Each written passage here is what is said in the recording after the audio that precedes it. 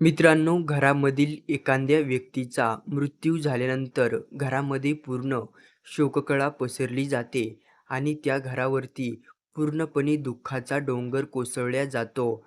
मात्र अलीकडे बिहारमध्ये अशी घटना घडली आहे. जेव्हा एका आजीचा मृत्यू होतो, तेव्हा त्या नातवाने त्या आजीला अंतिम निरोप देण्यासाठी एवढा भव्य सोहळा आयोजित केला. बघणाऱ्या लोकांना आश्चर्याचाच धक्का बसला. कारण हिंदू परंपरेमध्ये एखादी व्यक्ती मृत्युमुखी पडल्यानंतर खूप निराशा असते किंवा ते परिवार दुःखाच्या छायेमध्ये गेलेला असतो. मात्र या नातवाने आपली आजी वारल्यानंतर एवढं भव्य आयोजन केलं.